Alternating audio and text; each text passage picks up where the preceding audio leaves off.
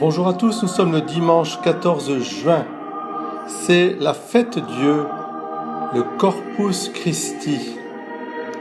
Aujourd'hui, simplement, je voudrais faire une relation entre l'Eucharistie et la mission de l'Église pour nous réjouir.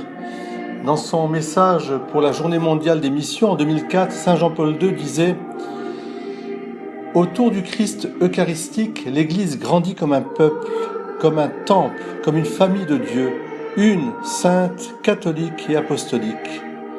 En même temps, elle comprend mieux son caractère de sacrement universel de salut et de réalité visible, hiérarchiquement structurée. » Les premiers chrétiens étaient tellement persuadés de cette construction de l'Église par et dans l'Eucharistie qu'ils n'hésitaient pas, au péril de leur vie, non seulement à assister à la messe dominicale, mais aussi à porter l'Eucharistie aux prisonniers, aux malades, aux mourants, aux condamnés. Tous écoutaient l'enseignement des apôtres, mais ils priaient ensemble, ils parlaient de leurs problèmes, ils échangeaient un repas et commémoraient surtout le Seigneur qui était présent parmi eux lorsqu'ils rompaient le pain en mémoire de lui. Cette vie de partage, elle est vraiment au cœur de l'Eucharistie.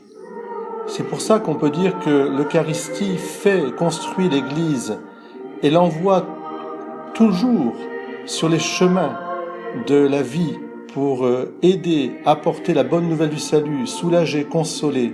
C'est cela l'esprit eucharistique, l'esprit de mission.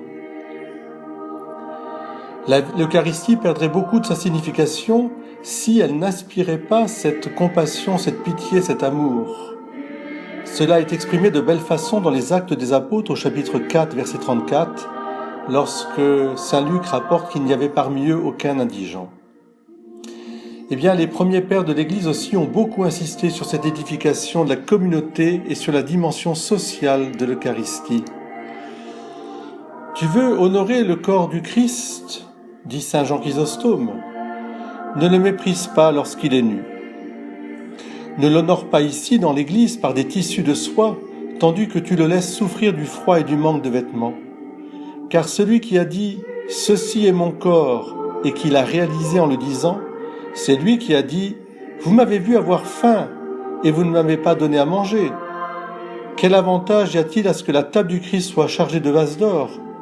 Commence par rassasier l'affamé et avec ce qui te restera tu orneras ton autel. Tu fabriques un calice en or mais tu refuses de donner un peu d'eau fraîche. Le temple, qu'est le corps souffrant de ton frère, est bien plus précieux que celui-ci, l'Église. Le corps du Christ devient pour toi un autel. Il est plus saint que l'autel de pierre sur lequel tu célèbres le saint sacrifice. Tu dois voir cet autel partout, dans la rue et sur la place publique. Voilà ce qu'un père de l'Église disait au IVe siècle. Et c'est bien cette spiritualité-là qui nous anime. Je voudrais en profiter aujourd'hui pour saluer le barreau de Carpentras qui est venu assister à la messe en l'honneur de son saint patron, saint Yves, que nous n'avons pas pu fêter le 19 mai. Saint Yves, évêque, qui avait un grand amour et de l'Eucharistie qu'il célébrait avec ferveur et des pauvres dans lequel il voyait bien sûr le corps du Christ. Et puis aujourd'hui aussi, j'ai une pensée toute particulière pour les forces de police. J'offre aussi cette journée, cette dimanche de l'Eucharistie pour eux, qu'ils puissent trouver auprès de Jésus toujours une force, un appui, eux qui ont été bien considérés jusque-là et qui aujourd'hui souffrent beaucoup. Mais la population les remercie et nous aussi. Amen.